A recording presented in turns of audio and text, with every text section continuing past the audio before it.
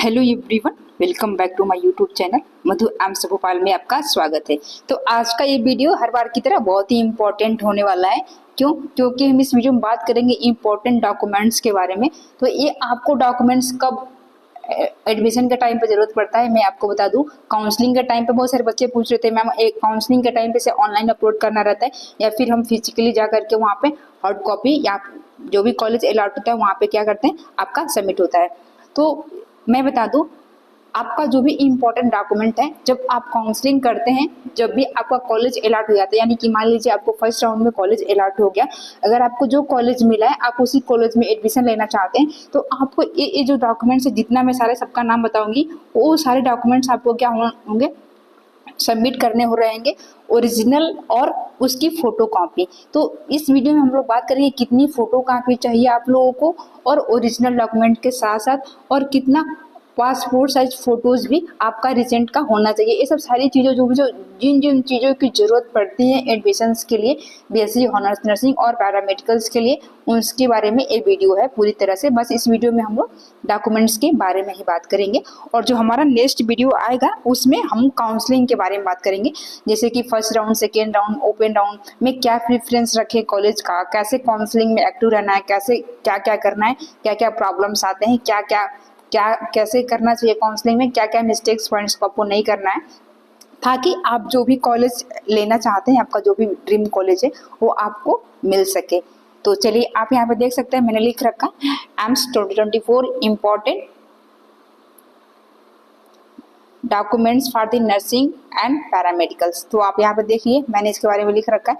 फिर उसके बाद से देखिए, सबसे पहले आपको 10th का मार्कशीट चाहिए होगा या फिर सर्टिफिकेट जो भी आपने क्लास 10 किया होगा। फिर उसके बाद से देखिए, उसके बाद से आपको 11th की मार्कशीट चाहिए, क्लास 11 की मार्कशीट। 11th की मार्कशीट अगर आपके पास है तो ठीक है, अगर आपके पास 11th की मार्कशीट नहीं है तो कोई बात नहीं है, मतलब कि ये बिल्कुल मैंडेटरी नहीं है। अगर आपके पास है तो ठीक है, अगर आपके पास नहीं है ये 11th की मार्कशीट तो कोई बात नहीं है, इसके लिए परेशान नहीं होना है। क्योंकि हमारे पास एडमिशन के टाइम पे 11th की मार्कशीट नहीं थी तो भी मेरा एडमिशन हो गया, तो ये मैंडेटरी नहीं है। अगर होता है तो लोग मांगते हैं, कॉलेज में होगा तो आप लोग को दे सकते हैं। फिर 12th की मार्कशीट आपको, ये मैंडेटरी है आपको, तो 12th की मार्कशीट होनी चाहिए। 10th की मार्कशीट हो गया, 12th की हो गया, और माइग्रेशन सर्टिफिकेट आपका पास होना चाहिए। माइग्रेशन सर्टिफिकेट का भी जरूरत पड़ता है एडमिशन के टाइम पे।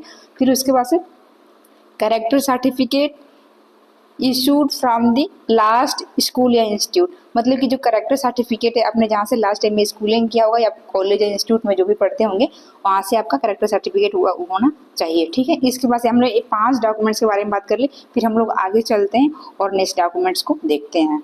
फिर उसके बाद से आपको ट्रांसफ़र सर्टिफिकेट चाहिए होगा। अगर आपने जहाँ से भी जिस भी कॉलेज से पढ़ाई की या आप स्कूल से पढ़ाई की है वहाँ से ट्रांसफ़र सर्टिफिकेट मिलता है, तो आपका ट्रांसफ़र सर्टिफिकेट आपके पास रहना चाहिए। आप लोग अगर आपने अभी इसी साल बोर्ड का एग्जाम दिया है और आपका एडमिशन हो रहा होगा तो आप वहाँ से ट्रांसफ़र सर्टिफिकेट वगैरह, रिजल्ट वगैरह भी 1-2 महीने में आ जाएंगे। और आपकी काउंसलिंग कब से स्टार्ट होगी? आपकी काउंसलिंग एटलीस्ट लास्ट जुलाई से ही स्टार्ट होगी, इसके पहले स्टार्ट नहीं होगी। तो अभी ये सब जो सारे डॉक्यूमेंट्स हैं आप इन्हें प्रिपेयर कर लीजिए, अरेंज कर लीजिए। जो भी अगर आपके पास नहीं है उन्हें बनवा लीजिए, अभी आपके पास टाइम है, इसलिए मैं टाइम से पहले वीडियो बना रही हूँ, ठीक है। फिर उसके बाद से देखिए, AIIMS BSc nursing 2024 admit card. अगर आपने एग्जाम दिया है तो आपको मैंने बोला था कि आप एग्जाम देने जा रहे हैं तो आपको 2 एडमिट कार्ड निकलवाना है, तो आपने 2 निकलवाया होगा। अगर आप मेरी वीडियो देखते हैं तो आपके पास ये क्या होना चाहिए, एडमिट कार्ड होना चाहिए, ठीक है। उसके बाद से अगर आपका जो भी स्कोर कार्ड आया हुआ है एम्स नर्सिंग का, जो भी आपने एग्जाम दिया 2024 में, जो भी आपका स्कोर कार्ड आया हुआ है या फिर आपका जो रिजल्ट है उसका क्या करना है, आपको प्रिंट कराना है, ठीक है। एम्स नर्सिंग एप्लीकेशन फॉर्म, जब आपने एम्स नर्सिंग के लिए 2024 में एप्लीकेशन फॉर्म को जब फिल किया था इस साल, अब जो आपका कंफर्मेशन पेज होगा उसको क्या करना है, उसको भी प्रिंट कराना है, वो भी लगता है एडमिशन के टाइम पे। फिर उसके बाद से आपका कोई आईडी प्रूफ होना चाहिए, जैसे कि आधार कार्ड चल सकता है आपका, पैन कार्ड हो वो भी चल जाएगा, पासपोर्ट हो आपके पास वो भी चल जाएगा, वोटर आईडी हो आपके पास वो भी चल जाएगा, ड्राइविंग लाइसेंस हो आपका हो, इसमें से कोई भी आईडी प्रूफ हो आपके पास तो चल जाएगा, ठीक है। तो ये जो जितने सारे मैं डॉक्यूमेंट्स बता रही हूँ, जैसे कि आईडी प्रूफ हो गया, तो इसकी क्या चाहिए, फोटो कॉपी चाहिए। ओरिजिनल भी आप लोग पास साथ में रखिएगा और फोटो कॉपी भी, ठीक है। उसको ऐसे ये सबसे इम्पोर्टेंट है, पासपोर्ट साइज फोटोग्राफ्स, ठीक है ना, यानी कि आपका अभी रिसेंट का फोटोग्राफ्स होना चाहिए। अगर आपने अपनी फ़ोटो नहीं बनवाई है, अगर आपके पास एटलीस्ट 10 से 12 कॉपी होनी चाहिए, 10 से 12 कॉपी होनी चाहिए आपके पास पासपोर्ट साइज फोटोग्राफ्स की। अगर आपके पास नहीं है 10 से 12 कॉपीज फोटोग्राफ्स की, तो आप उसे अभी निकलवा लीजिए जा करके, फ़ोटो खिंचवा करके आप लोग। तो ये फोटोग्राफ्स वहाँ पे लगते हैं आपके, एटलीस्ट वहाँ पे 5-6 तो एटलीस्ट आपके लगेंगे वहाँ पे। जो भी कॉलेज में एडमिशन के टाइम पे जो भी डॉक्यूमेंट्स वगैरह होता है, वहाँ पे बहुत जगह पे आपको पासपोर्ट साइज फोटो को चिपकाना रहता है, आपको पेस्ट करना रहता है। तो इसलिए ये बहुत ही इंपॉर्टेंट है। पासपोर्ट साइज फोटोग्राफ्स को आप लोग क्या करें, प्रिंट करवा लें। फिर उसके बाद हम लोग चलते हैं नेक्स्ट क्या क्या और आगे डॉक्यूमेंट्स से देख लेते हैं। वहाँ से देखिए आप, उसके बाद कास्ट सर्टिफिकेट, आपने जो भी EWS या OBC के कैंडिडेट हैं, तो आपने ऑलरेडी अपना कास्ट सर्टिफिकेट अपलोड कर दिया होगा। तो फिर उसके बाद जब कास्ट सर्टिफिकेट आप अपलोड करेंगे, तो फिर उसके बाद आपकी कैटेगरी में क्या रैंक है उसका भी रिजल्ट अभी आएगा आपको, ठीक है ना। तो उससे आपको पता चलेगी अपनी रैंक। अभी मैंने एक वीडियो बनाया था, उसमें किसी बच्चे ने बोला था कि नहीं इस कैटेगरी से नहीं मतलब होता, ओवरऑल रैंक से कॉलेज मिलता है। ओवरऑल रैंक से कॉलेज मिलता है, मैं ये मानती हूँ, लेकिन अगर मेरी कैटेगरी OBC है, तो मेरे कैटेगरी OBC में कितने स्टूडेंट हैं वो भी मान्य रखता है। कैसे कि मान लीजिए ऑल ओवर रैंक हमारी क्या है 36 है, तो ऑल ओवर हमारी रैंक 36 है। उस 36 रैंक में हो सकता है कि जो आगे के कैंडिडेट हो, जनरल से हो, EWS के हो, और हमारा नंबर थर्ड मतलब OBC कैटेगरी में तीसरे नंबर पर हो। मतलब कि हमारे जो आगे वाले जो कैंडिडेट हैं, मतलब जो भी हमारे ऑल ओवर रैंक है, उसमें हो सकता है कि OBC के बस 3 ही कैंडिडेट हो। तो अगर हम OBC में देखेंगे अपना, तो हमसे 3 कैंडिडेट आगे हुए, यानी कि 4th नंबर पर मेरा हुआ। तो इस तरह से आने की हमारा कैटेगरी रैंक 4 हुआ ना, और ओवरऑल ऑल ओवर रैंक हमारी कितनी हुई 36 हुई। तो ये मैं बताना चाह रही थी, लेकिन किसी बच्चे ने बोला था, उसे कंफ्यूजन हो गया था, तो उसको ऐसा लगा कि मैं ये बोल रही हूँ कि पूरा रिजल्ट दोबारा आएगा। मतलब पूरी रिजल्ट नहीं, ऐसे कैटेगरी के फॉर्म में आता है, एक ही पेज पर आएगा सबका, मतलब SC का, ST का, OBC का, जनरल का, ऐसे सीरियल वाइज में रहेगा। इस बार रिजल्ट अलग तरीके से आया है।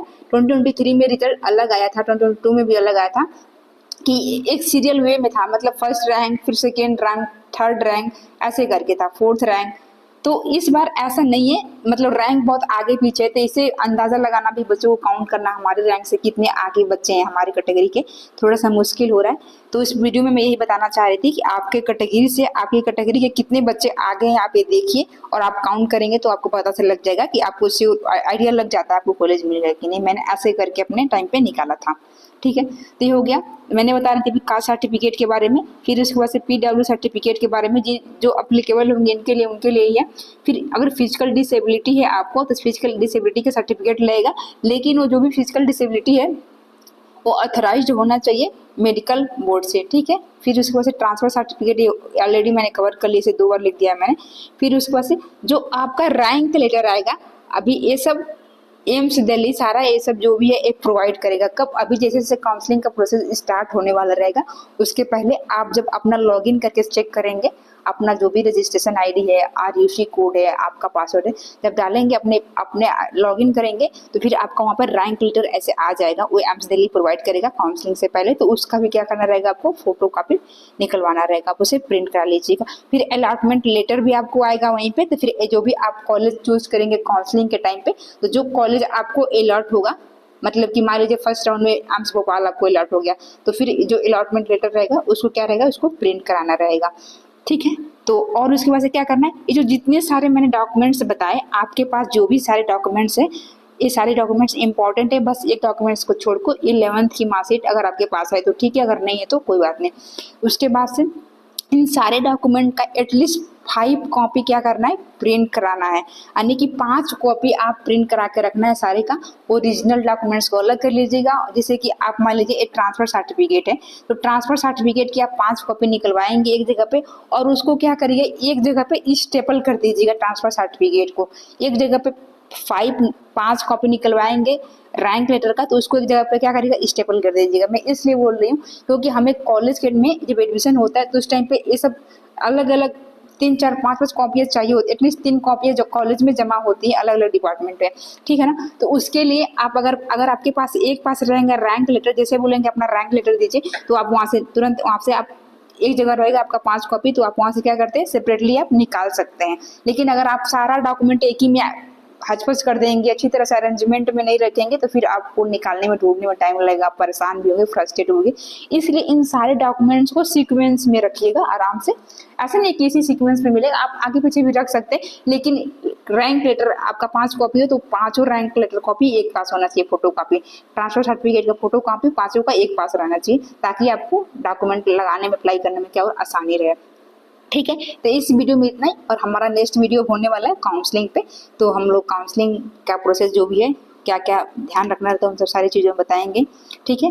तो अगर आप मेरे चैनल पर नए हैं तो ज़रूर सब्सक्राइब करें, और मेरा वीडियो कैसा लगा आप ज़रूर मुझे बताएं, और थैंक्स फॉर वॉचिंग। अगर आपका और भी कोई डाउट है तो आप मुझे कमेंट कर दीजिए नीचे, मैं जैसे ही फ्री होती हूँ मैं बहुत सारे बच्चों को रिप्लाई देती रहती हूँ, मैं ज़रूर रिप्लाई करूँगी आपके भी कमेंट्स का, ठीक है। और आप मेरे टेलीग्राम चैनल को पेज को ज़रूर, टेलीग्राम चैनल पे एक मेरा पेज है उसे ज़रूर ज्वाइन करें, वहाँ पे मैं इंपॉर्टेंट अपडेट्स देती रहती हूँ, जैसे कि अगर बहुत सारे बच्चों का भी एम्स में नहीं सिलेक्शन हुआ तो पीजीआई का भी फॉर्म आया हुआ उसको भर सकते हैं।